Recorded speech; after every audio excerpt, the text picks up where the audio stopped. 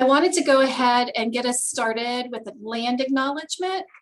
The Greater Columbus Arts Council collectively acknowledges that the land we are positioned on is the traditional, ancestral, and contemporary lands of Indigenous people.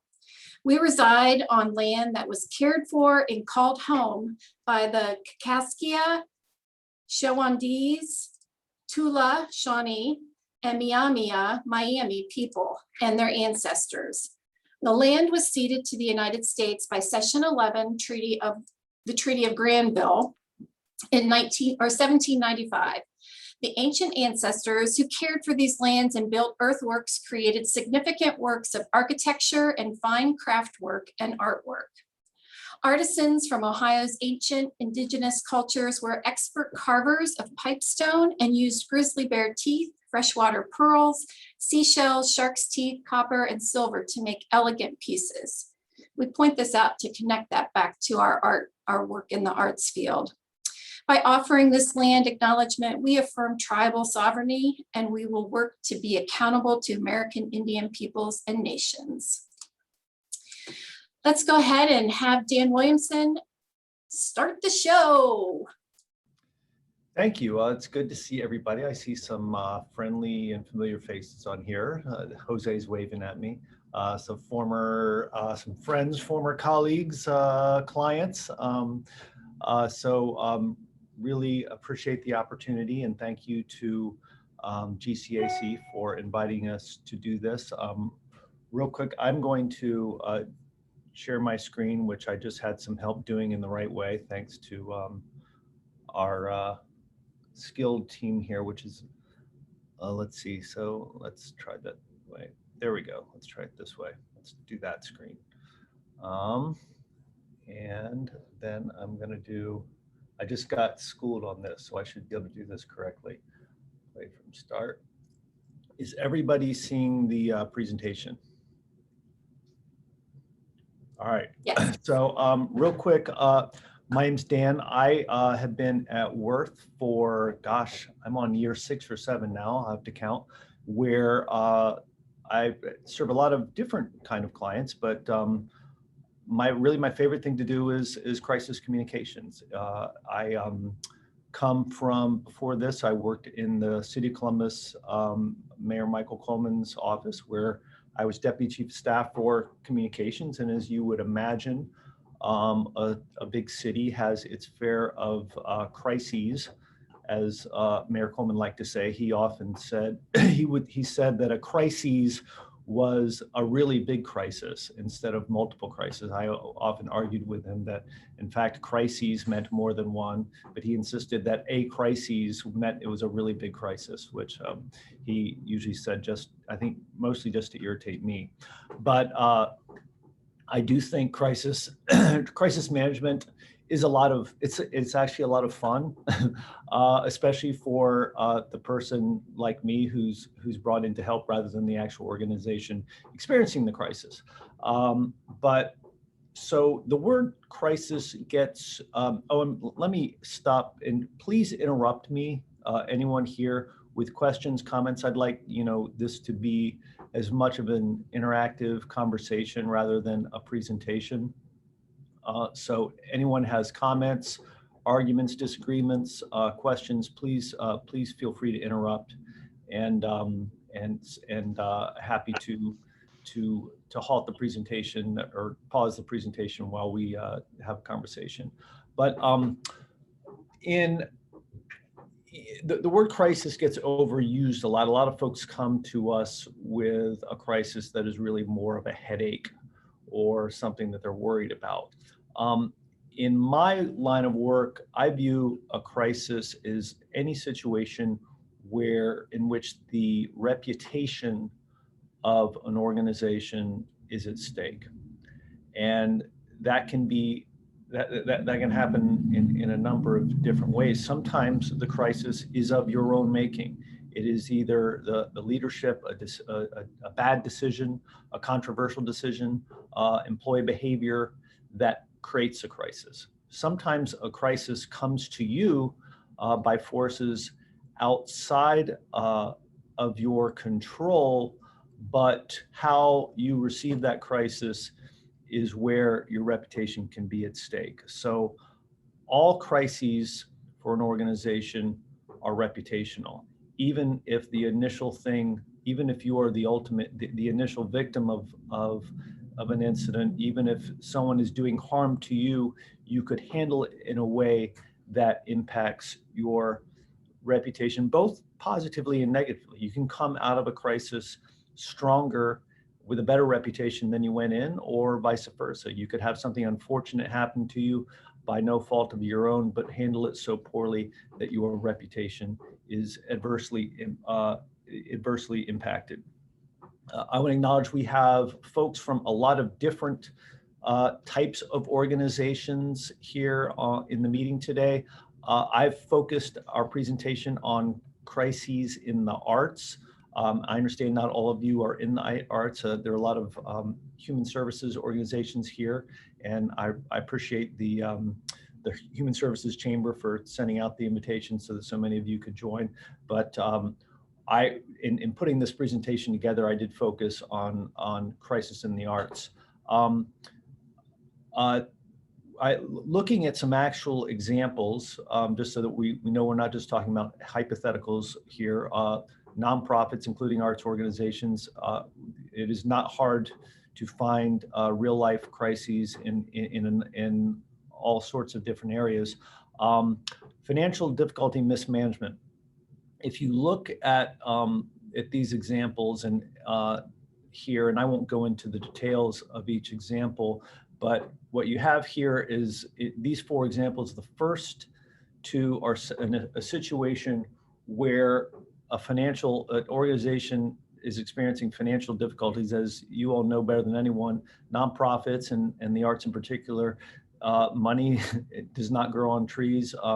There are probably few arts organizations that always feel like they're 100% financially stable. So this happens to arts organizations frequently and around the country. But how you handle those is where the crisis often comes in, because when cash is tight, you have to make difficult decisions. When you make difficult decisions, employees are impacted, for example, and that can end up, even when an organization is trying to do its best to manage its finances, it can end up looking like the bad guys. And then you have, like these two examples with Red Brick and ArtScope Lebanon, where the crisis was created by criminal activity, by employees, by leadership. Those crises obviously can impact an organization's reputation even more so, especially if they're not handled well. Harassment, abuse, and discrimination. I highlighted here a New Yorker story that I was just looking at again this morning about an individual at the New York City Ballet. It actually talks about a number of folks there, but I think the Peter Martins was the guy he's one of the folks in the photograph here, where very talented, strong dancer who eventually becomes the director, and creates an atmosphere where there is harassment, where there is abuse. And it's a reminder that sometimes talented people aren't the best people. And so oftentimes there's a reason you have people in your organization because they have a lot of talent. They bring people into your organization, but sometimes those behaviors that come from, particularly folks with egos and strong senses of themselves, you can create an atmosphere of abuse and an atmosphere of whether it's sexual harassment, whether it's racial discrimination, whether it's just plain meanness. I mean, some of these stories that I looked up are stories about organizations where the boss is just mean to the employees, and it creates an unpleasant and unsafe work environment. And then the third examples that we have here are those where, and as I talked about earlier, where the crisis comes to the organization by, whether a crime, whether violence, a cyber attack. And again, those initial incidents may not be the fault of the organization, but it's going to raise questions. And it's going to raise questions. What could you have done to prevent a cyber attack? What could you have done to prevent someone coming in and stealing a painting? And then what are you doing now to prevent it from happening again? And then there's also the issue of constant communication. When something bad happens to your organization, are you letting the right people know? Are you being transparent about it? Sometimes, we've all heard the phrase, the cover up is worse than the crime. Sometimes the worst thing an organization can do is say, well, this happened. We don't want folks to know about it, so we're going to keep it internal because we don't want people to think poorly of us. And then that ends up being the thing that makes people think poorly of your organization. So how do you prevent and how do you prepare for a crisis? I should start by saying that oftentimes you can't. We do a lot of talking to folks about putting together a crisis plan, and you should have one. But you should also know that when the crisis hits, it's going to be its own unique crisis. You cannot fully prepare for every crisis until it's actually happening. You have those standby statements. Well, if this happens, then we'll have this kind of statement in the blanks. Chances are you're probably not going to use those. Chances are that when the crisis hits, you're going to look at the actual situation you're in and deal with that in real time. And the key is to have a system in place, a process in place, so you do that well. Having said that, there are a number of resources that you can do, that you can go to, and they're at the end of this presentation that I believe, am I right that everyone has access to this or will have access to this? There are links at the end of this presentation for trainings, coachings, and other resources where you can where you can make your organization less susceptible to crisis and more prepared for it. And I won't go into all the details on those, but digital security, active shooter and de-escalation, implicit bias coaching, that's something that our organization has done recently with a client. Health and safety training. There are things you can do to make your organization, not to make you crisis proof, but to make these things less likely. And these resources are at the end of the presentation. And I think it's worth each of you taking a look and seeing where you might benefit from these. So in preparation, in getting ahead of a crisis and trying to anticipate one, I think there are maybe three things to look at. One, what are your vulnerabilities? What are your weaknesses? Those could come in any of four situations. Your own people. Do you have, going back to that New York City Ballet example, do you have talented people in your organization where sometimes their behavior is questionable? There have been complaints about their behavior. You have to be, are you aware of those in advance? And either, in the extreme situations, you can remove those people from your organization, but sometimes at a point where it's more trying to manage it, trying to contain it. And that's obviously up to each organization. Do you have financial or do you have security questions, whether it is cybersecurity, financial security, physical security? Do you have the proper security in place if there, to prevent a violence, a fight breaking out at an incident? Your finances, we talked about that. All arts organizations, all nonprofits have financial vulnerabilities. There's no such thing as permanent stability among your organizations. And so, being aware of where those vulnerabilities are. And then your customers, depending on the type of organization you have and the types of events you put on, there are times when your customers themselves could get unruly, could have behavior that creates a problem. Those people who've lived in this town as long as I have remember those the Ozfest concerts at Polaris, where there were near riots at music concerts. And so that's probably the least likely of these types of vulnerabilities, but they can happen. Then know in advance if and when something happens, who do I need to call? Who are the people who need to know? Going back to that issue of transparency, the worst thing you can do oftentimes is decide that I don't want people to know because I don't want people to think poorly of us. Who are those stakeholders that you know who you have to call, who's the person in your organization who is the right person to call them? How do you prioritize those folks so that you're calling them in the right order? Probably many of you have been in a situation where someone's feelings are hurt that they were the last to know. They felt like, or they saw it in the media before they heard it from you, or they heard it from another stakeholder who told them before you did. So how do you prioritize those in a way, and it's never going to be perfect, but so you can get it as right as you possibly can. And then finally, choose your spokesperson. Who in your organization in a tense situation is the right person to be out front in a crisis? That person isn't always going to be your boss. It's not always going to be your media person. It's not always going to be the person who knows the most about the incident, because you could have someone who knows everything about the situation, who is the right person by title to address a crisis, but for whatever reason, they don't do well under pressure.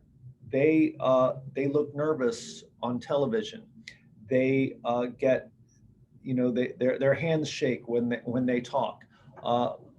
That can come off very poorly in a crisis. I had a client about 5 years ago where there was a crisis, again, not of their making, and they sent out the person who was the right person. They were the spokesperson. They were knowledgeable. They were smart. They were good at their job. But when the cameras turned on, the person looked ill at ease. He looked nervous, and they got some real negative feedback on it. And again, this was a quality employee, smart guy, but it hurt the organization. It caused them to kind of look back at, okay, how could we have done this better? Simply because the person who seemed like the right spokesperson at the time, just because of what his job was, wasn't the right person, not because he wasn't smart, not because he wasn't good at his job, just because he wasn't somebody who was comfortable under pressure. And it's okay, and it's necessary to get ahead of that and know in advance, who are those people who are going to shine under pressure, and who are those people who might crumble a little bit. And it's better to learn to know that ahead of time than to learn it on the spot. So let me pause there and ask if anyone has questions about any of this before we go into the more interactive part of this presentation. Everyone's very quiet, and that's either because you're like on another screen and like playing a video game or something, or you're just entranced by everything I'm saying. Hi, Dan. I have a question. It's Hi, Catherine Stevens. Good. I'm interested in, you prioritized your stakeholders. Was that your suggested prioritization, or are these you're just naming stakeholders? So are you asking about the order I put them in, or just the folks, the examples I used? The order. They are honestly, other than the board, which I do, I did put the board first purposefully, because that does seem like in a lot of situations, in most situations, you would start there. But Catherine, I really think it depends on the culture and the nature of your organization, the relationship you have with your donors, the relationship you have with your customers. Are you, the way you communicate with the community and with other organizations. Each organization has its own relationships and its own culture. Certainly the way, every organization, has a different setup of staff. Sometimes some staffs are close knit and they're smaller, And it's really sometimes we need to make sure our full team knows, because we're a family here. And even before the board knows, we need to make sure all our staff knows, because we're a family here. There are other staffs where the staff is huge. Not everyone knows each other. And it's not practical to do it that way, or it's not advisable to do it that way. So, And Dan, I would suggest too that you may have one way that works for most situations, but in a crisis, one of those groups of people has to be prioritized to a different place, right? And that's why it really takes thinking about personally for your organization what your board needs and wants and how best to deal with them. Same for your customer clients. And so I think that this is a very personal thing that, if you want to stay on, and Dan probably has a lot of insight into specific situations where those prioritizations have had to take place like on the fly in a specific crisis situation. And that's why this is one of the things you want to do ahead of time, Catherine, is because in the moment, it would be very easy to overlook one of these. It'd be very easy to forget the donors because you're moving on the fly. So it really is up to each organization to knowing that those relationships and what's appropriate given the situation to how to prioritize. And you may prioritize them ahead of time, and then given the situation that you're dealing with, decide to rearrange them. But at least you've got something to work from, and you can break the rule. You have to know the rule before you break it. And so I do think determining ahead of time what is our organization's culture, what are our relationships, so that's one of the few things that you can plan in advance, even if you shift the plan in real time. So Dan, this is Tom. Just want to add an observation. So sometimes you are the only person, which could be the case with many of the people on this call, where you're a nonprofit, where you are the single employee and you have to handle everything.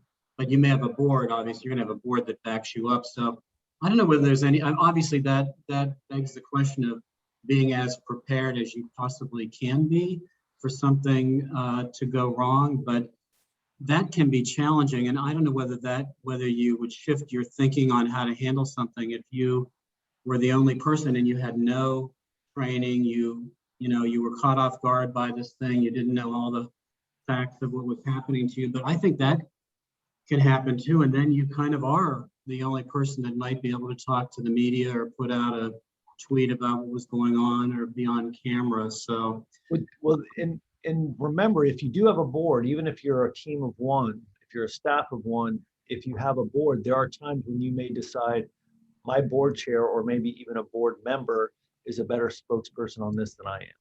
right. Either because they're going to come across better on camera, or they're going to be more comfortable in their quotes, or because it's just more appropriate. They're going to have more credibility than I am. And so if you, assuming that you have a board, I would remember that those are your potential spokespersons as well. And I can tell you, I literally just got off an hour-and-a-half meeting with a crisis client before this. And in this situation, the board chair is the primary spokesperson. He's comfortable with it. He's just the right person to do it. He knows the issue back and forth, and he's got the most credibility. And so just keep in mind all the different resources you may have. You may think, oh, I'm all alone here, but maybe you've got more resources than you realize you have because of your board. Maybe even a strong community supporter or a donor who could speak on your behalf as a third party advocate. Thank you. I have a question, Dan, with Mental Health America of Ohio. My name's Cassie. Hi. And I'm Cassie. a media person, so I'm looking at this from like a media standpoint, of course, but I know there's a lot of different ways to look at it. I guess I'm wondering if we could go back to step one on how to identify when something actually is a crisis. Yes. And so your question is, how do I identify if it's a crisis? And so my answer, there isn't a cut and dry answer. Yeah, But I think or the just answer, could be a crisis. yeah, so I Could think be the called a crisis. answer is our reputation at stake. If things go, if things don't go poorly here, is our reputation at stake? Are we going to wake up tomorrow with a different kind of reputation than we went to bed with last night? And that's very subjective. There isn't it, and two people may look at the same situation and come to different conclusions. But a crisis, it isn't just something bad's happening or something that we don't like's happening. Could this be mishandled in a way that it could change the way our organization is viewed by our customers, by the community, by the public, by the way the board looks at our leadership team. So so sometimes something that is a really bad thing that happens and is really unfortunate for the people involved in it, it's not a crisis for the organization because it doesn't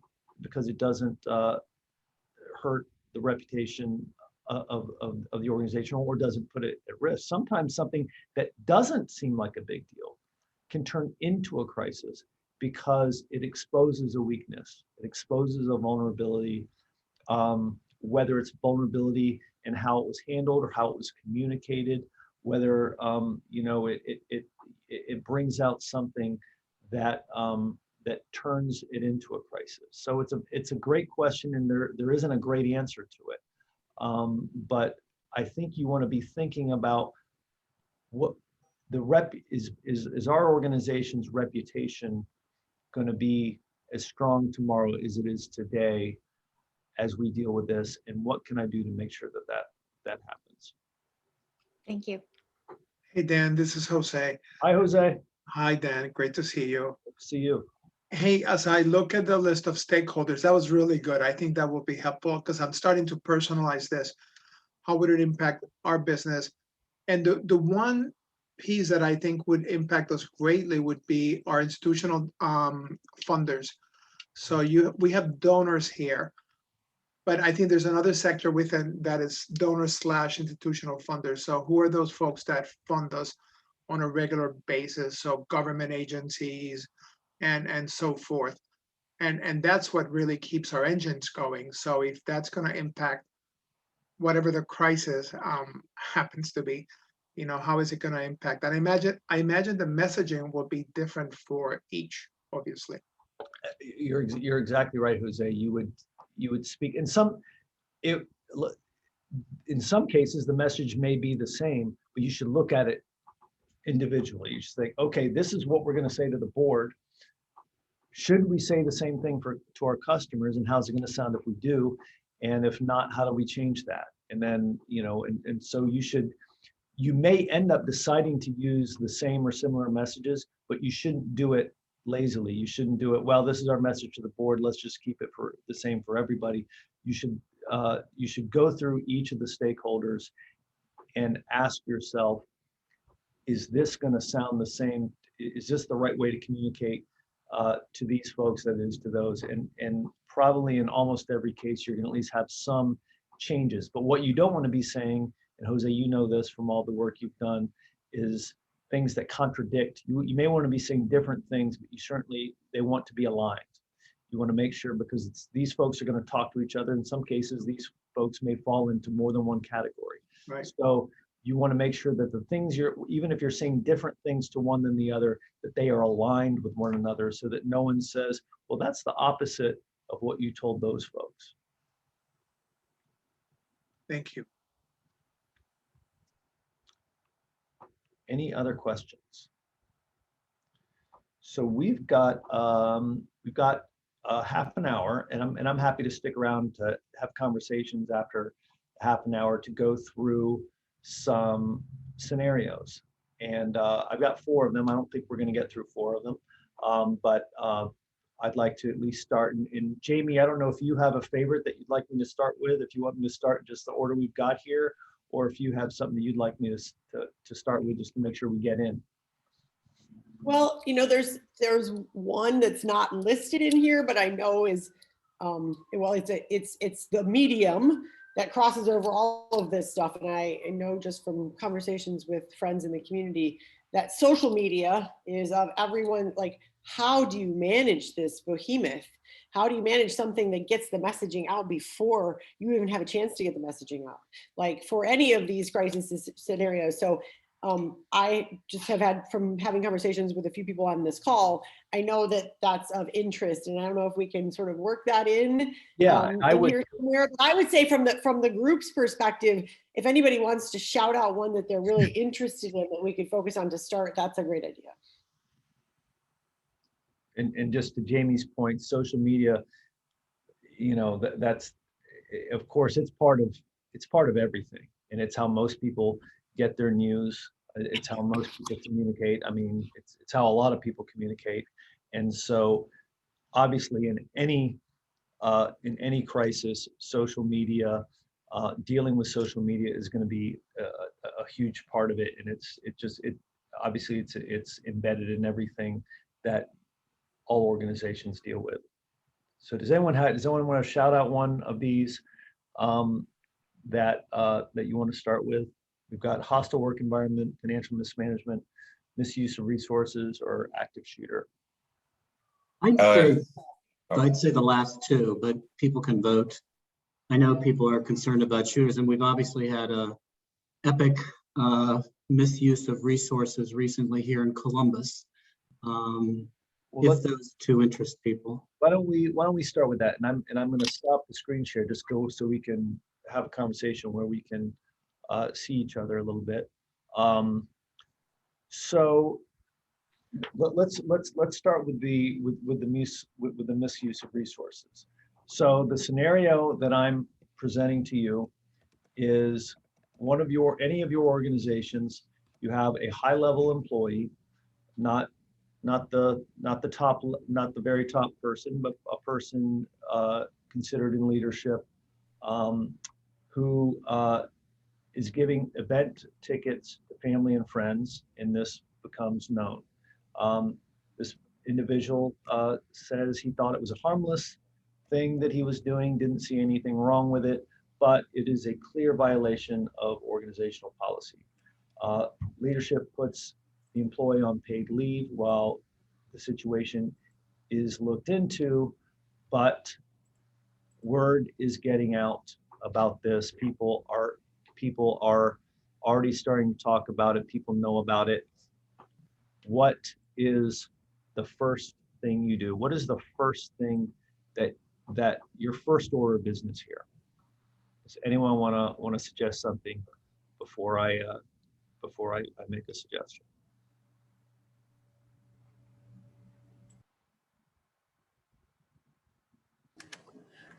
I think, would you meet internally to discuss messaging and how you would shape that for each audience and stakeholder audience rather? Emmy, that is what I won't say Emmy's right, but I would say I agree with Emmy. I think before you do any outreach, you have to decide what is our position on this? What is our message? What is our first, even before you get into dividing up in the audiences, what is our organizational position? What do we believe about what happened here? So you would get the right folks in the room, your crisis team, and figure out who, what is our core belief about what happened here and how we want to generally communicate it before you get into the specifics. So given the scenario that we have, does anyone want to take a swing at a general message, just an overarching message without getting into all of the different stakeholders? What should a general message in a situation like this be?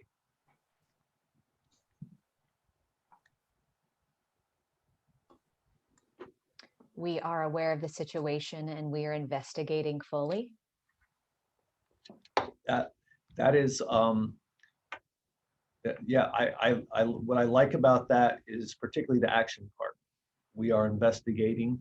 I think it is, it could also be appropriate to say that the person is on leave.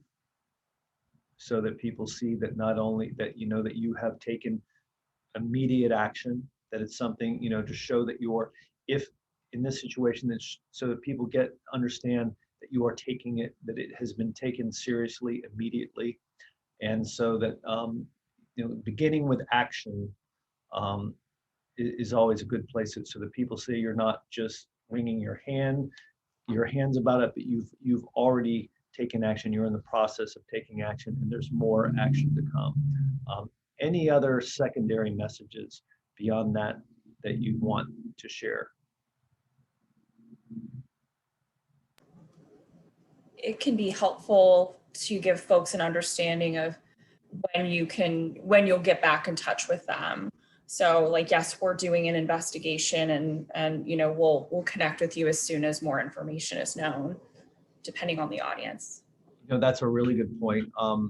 I had a client not long ago who said, hey, we got an inquiry to ask us how are we going to communicate this? What should we tell them? I said, well, what's the answer? What are you going to communicate? And they said, well, we don't know that, we don't want to really wet ourselves. We don't want to say, we don't, they're otherwise, if we tell them that, then they'll expect us to tell them stuff. And I said, well, if you don't tell them, then they'll expect you not to tell them. And that could be the story that you're not going to share, that you're not going to disclose. And wouldn't that be a worse story? Wouldn't that be a worse situation? So I agree. Creating an expectation that you're going to continue to inform on this, reassuring the media / the public that you're going to be transparent, and that you're going to have more to say. You're going to share more information as you have it. That's a really, really good one. Any other ideas for what are some other secondary messages that would be good for a situation like this? I have one in mind. It's not necessarily the best one, but I've got one in mind.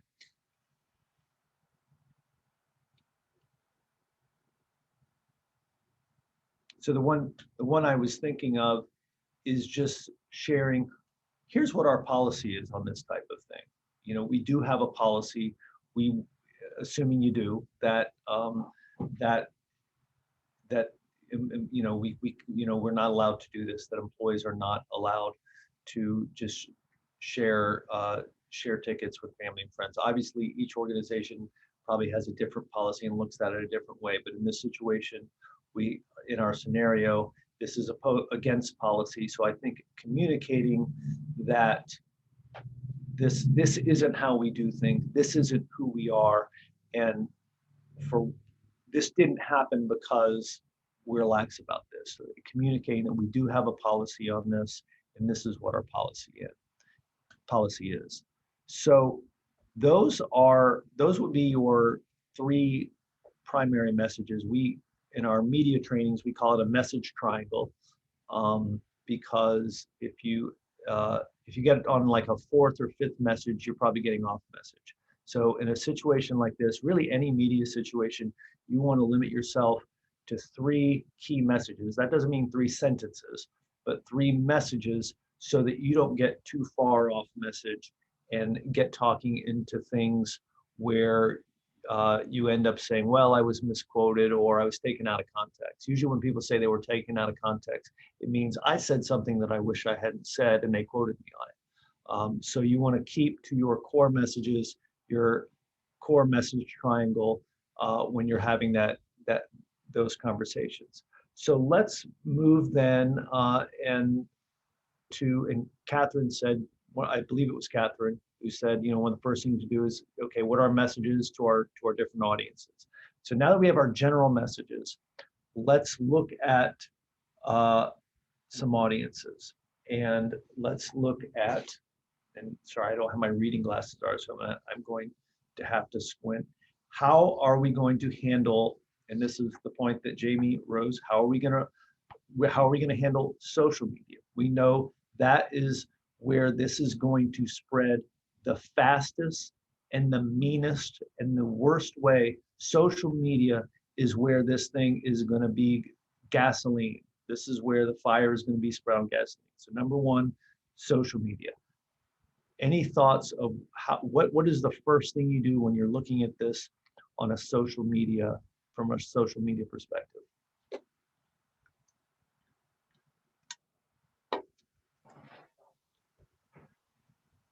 Do you make a statement? So I have an opinion on that. Let me get others. What do other people think? Should you make a proactive statement on social media? Does anyone want to jump in before I do? And I would say again that it kind of sometimes depends on what the situation is. You know, if you have someone who is attacking you and you have to defend yourself, that's going to change the nature of the statement that you would make if you were being proactive about a certain situation, right?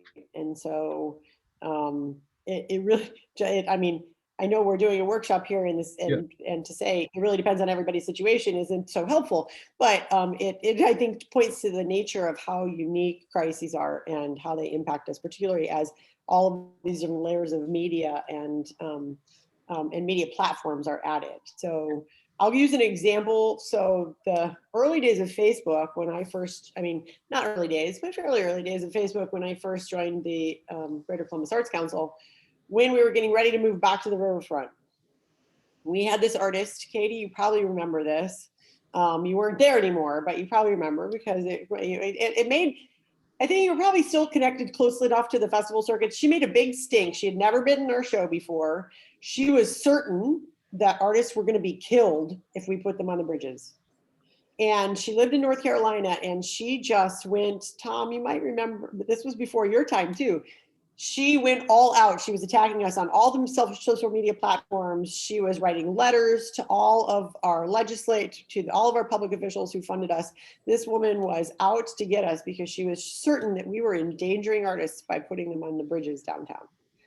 And so that, you know, that required, one, when you think about something like that and you're like, she's crazy, right?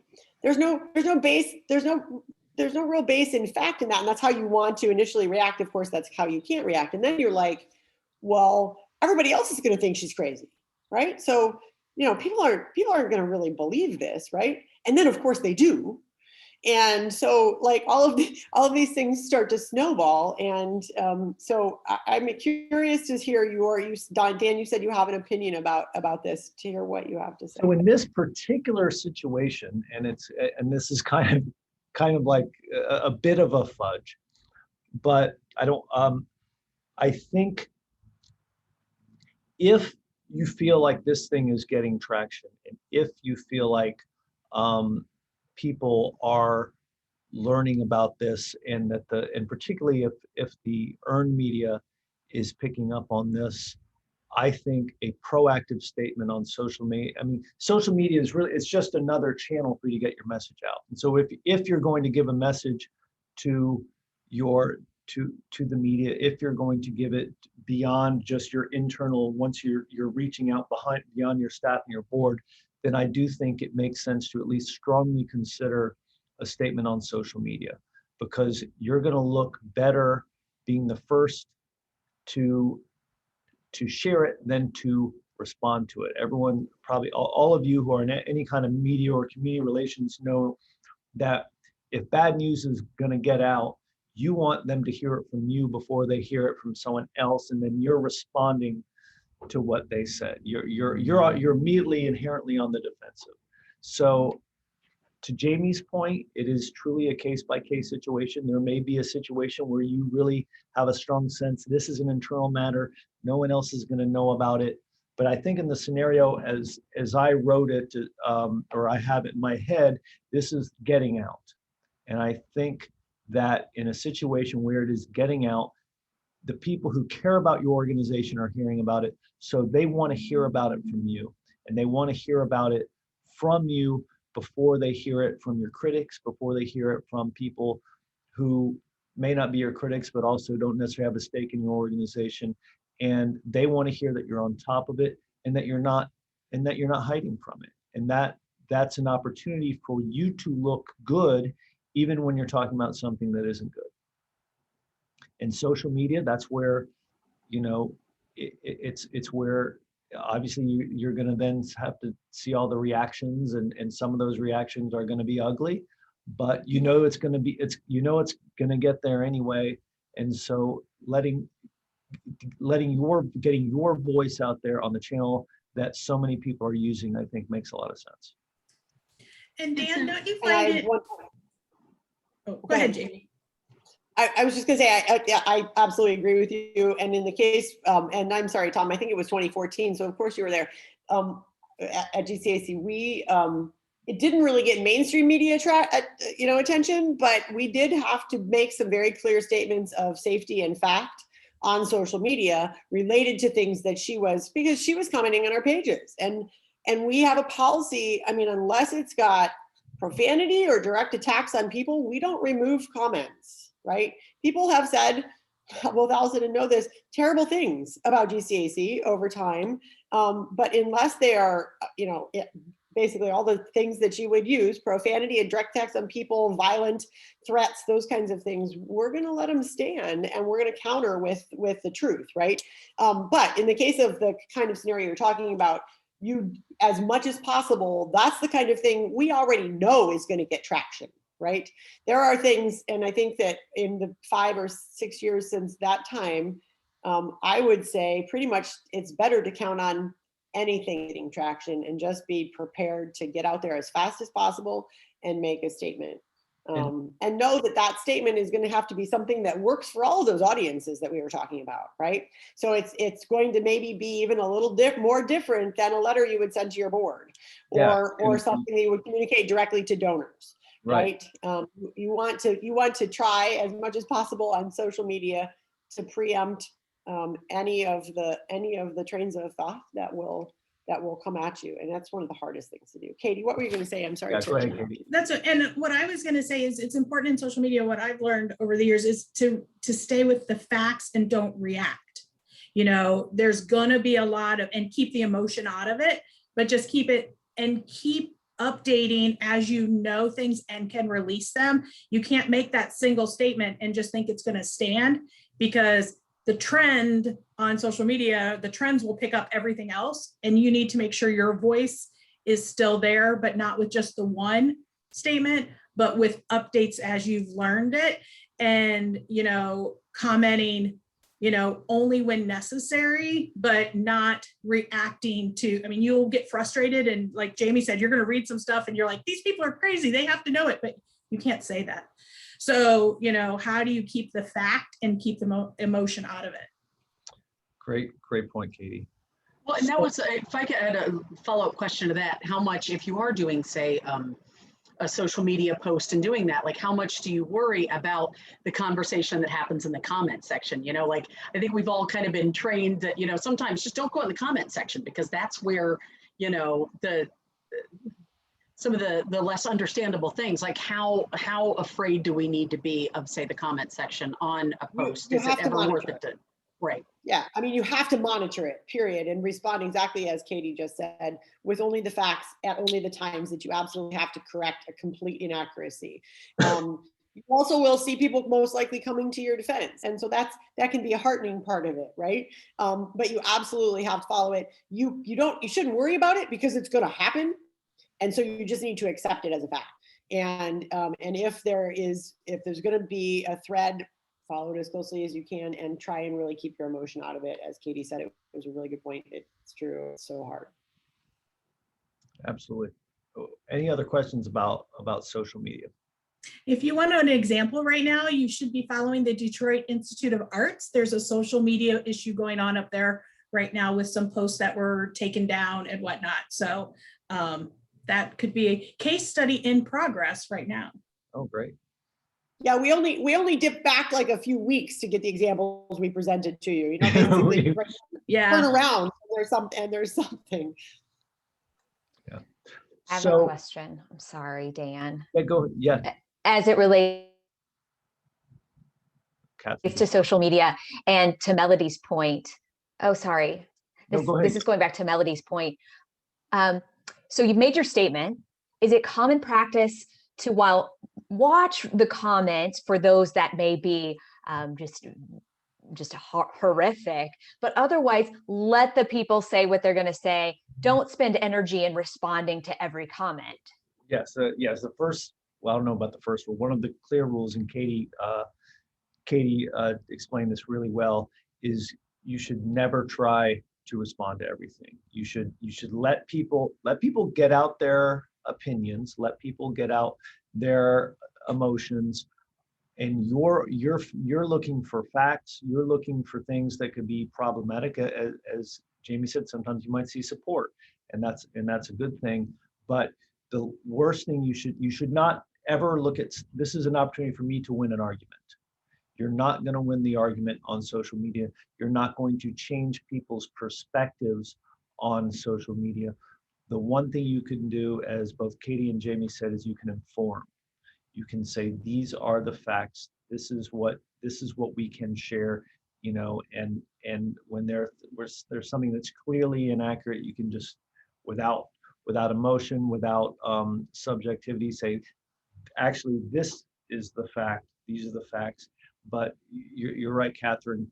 You really do need to sit back a little bit and let people have their conversation, and not try to be a participant in it.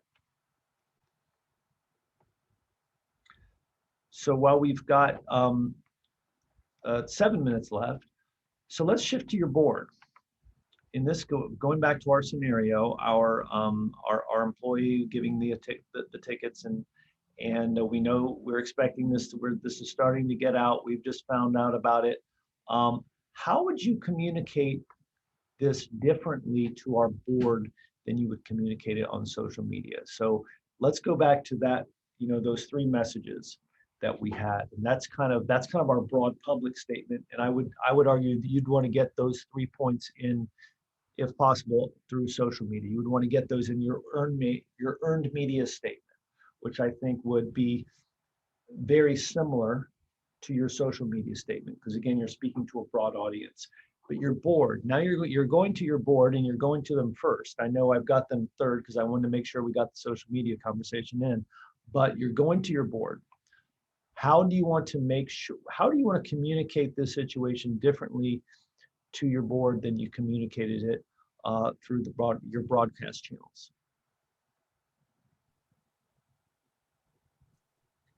Well, Hi, Dan. It's Christy Farnwell at CatCo, and I think I would start with having a clear plan, and so not just sort of saying, "Well, not sure what we should do about this," but have a plan in mind and sort of create some peace of mind for them that you've got it. You know, you've got a plan. So you're saying, have a plan. This is how we are dealing with this situation. This is our plan. This is our specific plan.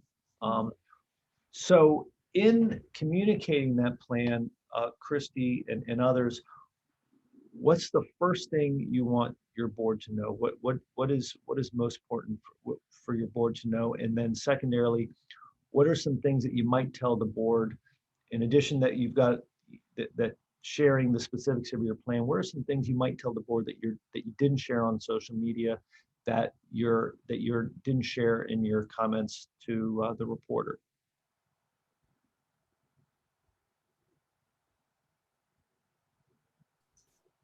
Well, first, I think it's more of a communication style is a conversation with the board, not via email or anything that can be sunshine laws where they request for information. It's better to have conversations with board members as you're pulling them all together and state it all at the same time to all of the board members, you know, so they're all on the same page and no one board member feels that the other one got more information or less information. And I'm one also that your board needs additional information than what you gave the public. These are the people who have, you know, funding, they've got your back more than anyone else, and to help you get through this process. So, I mean, I'm giving them as much fact as I know. And then like what Christy said, here are some initial ideas and thoughts of how we are handling the situation, but giving them their opportunity, because I'm sure some of the board members have been through a crisis before in their professional or corporate world life. So they may have some insight that we have not had in the past. Absolutely. I think also that your board tends to be very connected to the community at large. So it's helpful. You can even say, you know, this is what we're working on. And if you get questions from folks you're connected with, you know, here's some information you can share about how we're handling it. Mm-hmm. I was going to say, we generally will write talking points for particular situations that even though we do that in-person thing, but we're going to provide you a document that you can work from that are specific statements, that are factual, that are non-emotional, that speak to the root of whatever it is that we're dealing with. Yeah, that's a great point, that your board members are going to be, they have the opportunity to be your advocates in the community to amplify your message. So one of the questions they're going to have is, hey, how do I explain this? People know I'm on your board, and how can I talk about this? And similarly, I think one thing that you would do with your board is, with a board member, is ask them, what questions do you have? You want to communicate to your board that, that you work for them, and that you owe them information, that they are entitled to know what's going on. So if they feel like you're giving them a prepared statement, if they feel like you're giving them just, this is all you need to know, I think they're not going to react as well to it. If you can kind of make them feel like you're part of the family here, and we want you to know everything that's going on, we want you to be in the loop, then they're going to be more bought into what you're doing, and they're going to be better advocates for you, and they're going to be more supportive of you. So asking them, what questions do you have? What concerns do you have? What advice do you have? Making them feel important, making them feel like you're taking them seriously, making sure that they know that you just showing them that key respect. I think that personal touch with your board members is something that you have an opportunity to give them in a way that you're not able to do that on social media. You're not able to do that with an earned media statement. Hey, Dan, I wanted to offer, I know not some folks will have to jump off, but if we were able to continue the conversation for a little bit past the 1:30 hour, those of you can stay on, I invite you to, and maybe we can talk about another crisis. Really happy topics. Sure. So we can move if to that. Hey, Dan, Yes. Can I ask you a question? Please. I was told this once, and with you've been on both sides of it. You've been in the media when you were at the other paper, and now on the other side of it too. I've read over and over again, and I just want to make sure that this still holds true, that I don't know and I'll get back to you is an okay answer. Like, you don't have to have all the answers right in that moment. It's a beautiful answer. It's my favorite answer. I learned this. This is something I learned particularly when I was in the mayor's office, because there was a lot I didn't know. And so let me edit what you said. Here's what I learned. That I'll get back to you is a beautiful answer. Sometimes, depending on the reporter, I don't know is not a great answer, because I once got quoted on, Dan Williamson said he didn't know. And it didn't look as good when I read it as it sounded when I said it. So what I learned is I'll get back to you is the perfect, that means I don't know, but it doesn't look bad. If they choose to quote you saying, I'll get back to you, it looks fine. But that is so true. Actually, this is a really good point about any statement that you might verbally speak, particularly if you're on TV or if you're speaking to a print reporter. Think about how your answers can be shortened and taken out of context. Don't put two different clauses together where they could pick the first one and leave the second one. Yeah. You really need to be very conscious. So when you say those two things together, I don't know, I'll get back to you, they could just pick the I don't know. I don't know. And sometimes they will, right? And so Right. that's a very, very good point, Dan. And going back to what I said earlier, when we say that something was taken out of context, it means I wish I hadn't said it. And when I told Bill Bush of the Dispatch that I didn't know, I wish I hadn't said it, because Bill quoted me. He said that I said I didn't know, and that's where I learned I'll get back to you. So that is a really great question, Katie, and it's something that we put in all of our media trainings. Is that let me get back to you on that, and it's a statement. It shows that I'm not just putting you off. I'm going to get back to you. But I just, you know, it says I don't know without having to say the words. So wonderful question. Hey, Dan, you just mentioned this, and we didn't put it in part of our preparedness resources, but I think it would be great if you could mention. So you guys, for anyone who is interested in doing further in-depth media training, specifically to learn how to talk to reporters, they can reach out to you and find out what the options are. Yeah, that's it's a very specific training, and it's very good for anybody who knows that they might be in these situations on a repeat basis. Yeah, and it's a lot of fun. This is Patty from Columbus Landmarks, and I would be very interested in that. So if that is a possible training session, I'd be in. All right. Well, that's great. That's great to know. So, yeah, what we do is our typical media training is it's a 4-hour session with a group. Ideally, the group would have 4 or 5 people in it who are going to be active participants in it. And we have scenarios that we go through. We have a media training booklet, but what I've learned is it's better just jump right into the scenarios and let people read their booklet on their own term. Tom's yawning. I just saw Tom yawning while I was talking. It's very rude, Tom. And so I'm not inviting Tom to my media training because he'll just yawn through the whole thing. He's got coffee. He's yawning while drinking coffee. That's how boring I am. That even the coffee isn't keeping Tom awake.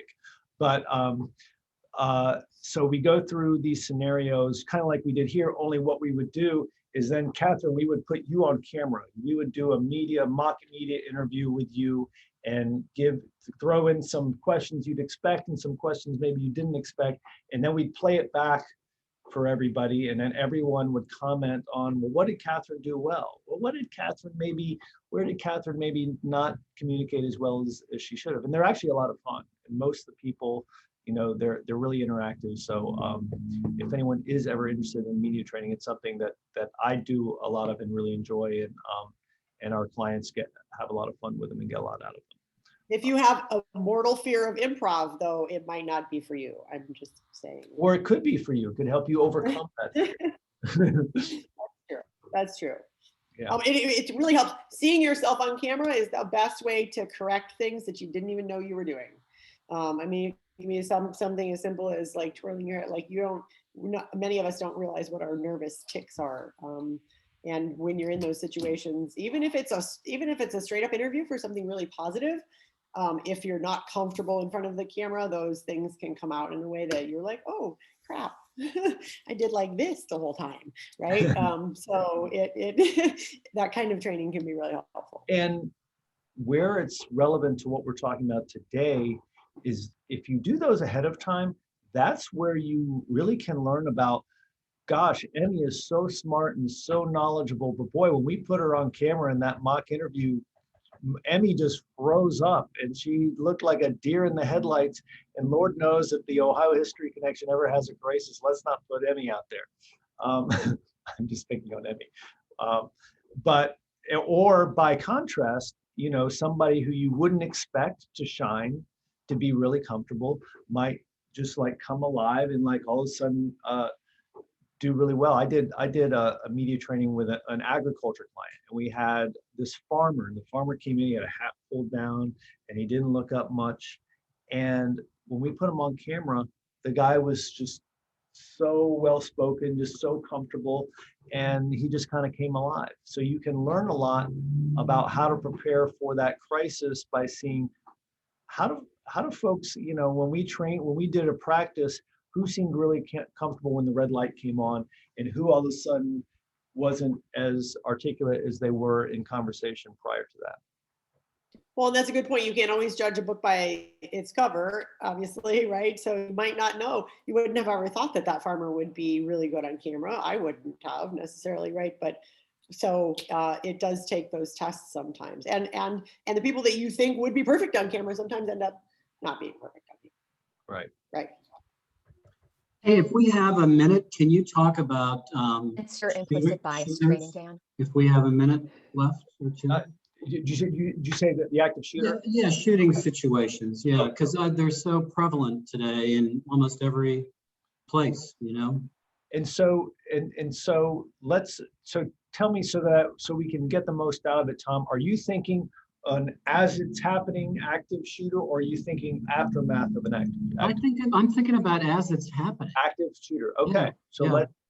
let's talk about that. So we've got an organization, where let's say it's an event, let's say it's an arts event, and someone comes in, has a firearm, and there are reports that there are shots fired, and you're not at the event, you're at home, you're not at this particular event, but you're finding out simultaneously, because you're getting calls from the media and you're getting calls from your colleagues, oh my God, shots are being fired at our event tonight. What is the first thing you do? How would you, this is obviously a extremely serious situation. What is the first thing you do to handle that if you're the person, the media person, for this organization? Any thoughts on that? Get on site or get direct contact with someone on site. Absolutely. The first thing you need to get there if you can, and you need to find out everything that there is, that all the information that is available. And so the other thing Dan, the other thing I'm noticing is in these situations, there's so much bad information immediately that's not then doesn't prove out to be what actually happened even an hour later or 2 hours later. Even right. CNN gets it. They're not reporting it wrong. They're just getting what they're getting from the scene. Yeah. Right. So with that in mind, what would the next thing you would do be?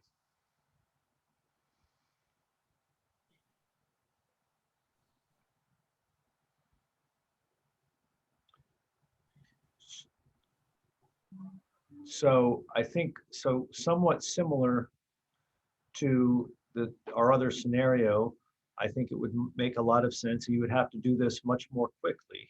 You would be doing this under extreme pressure. Here are our facts. Here's what we know.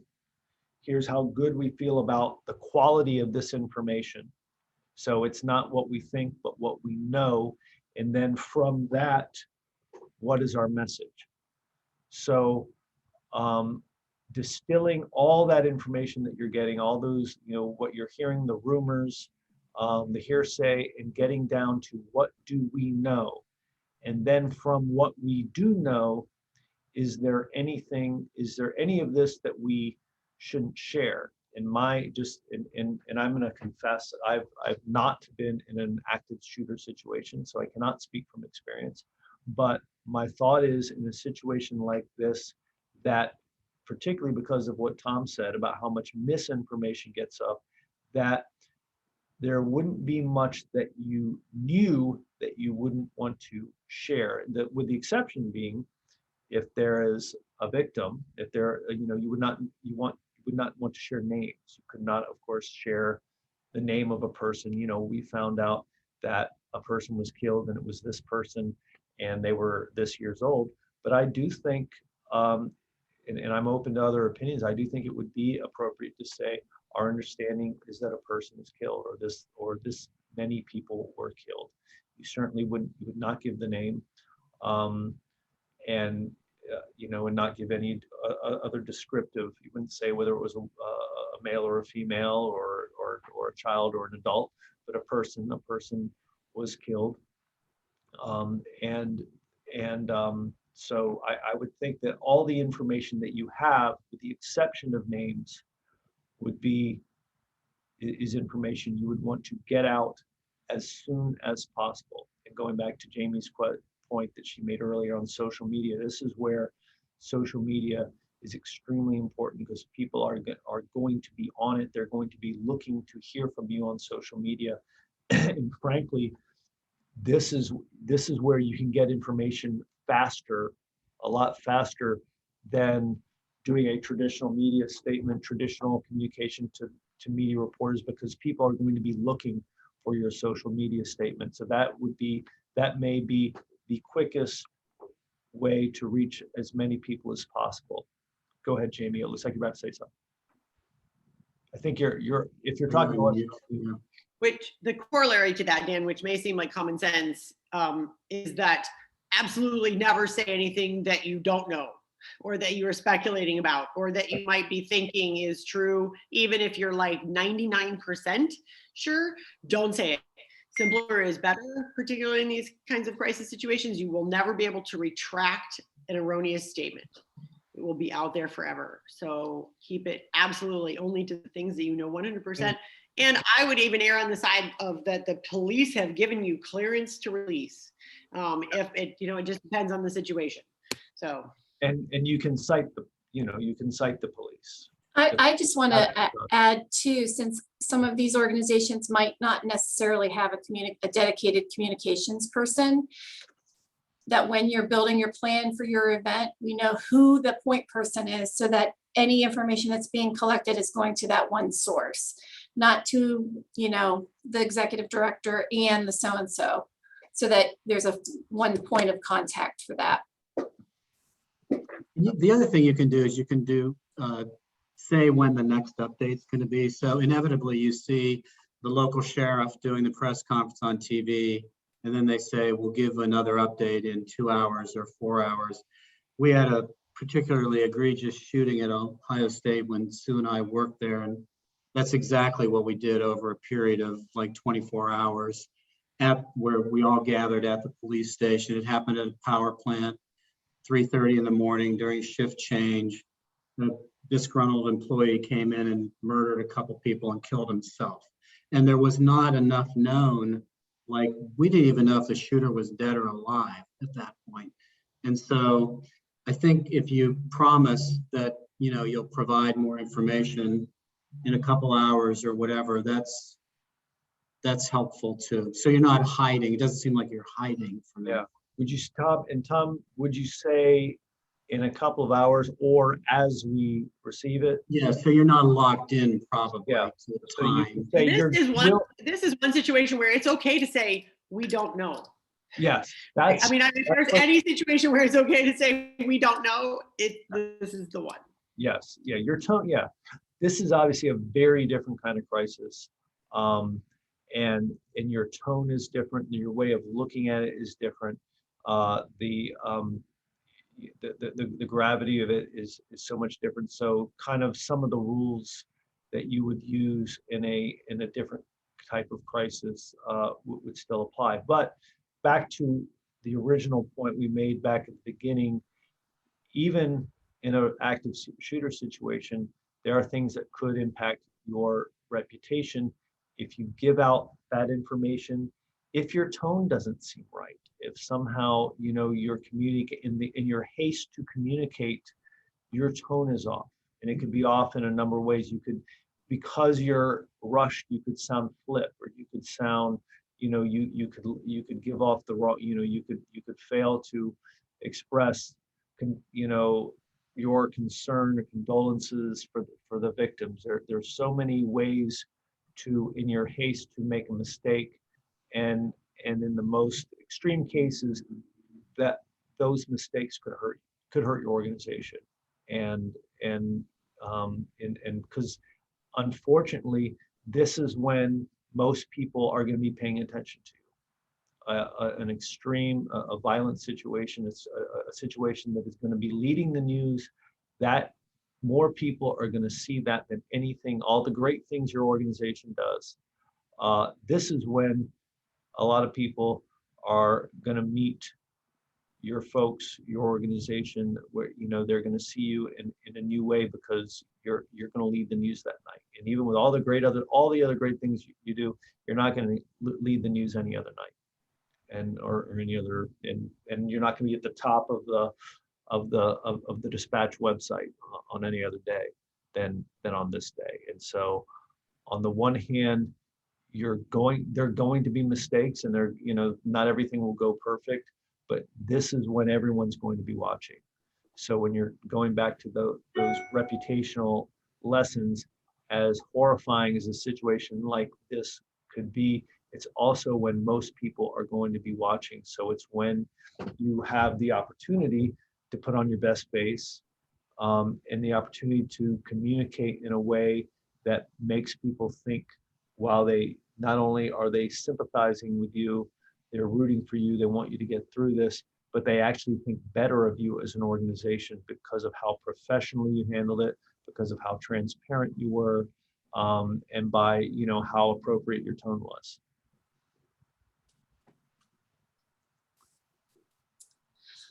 Does anyone have any last questions before we wrap up? I think we're hungry for more. I know, it was really good.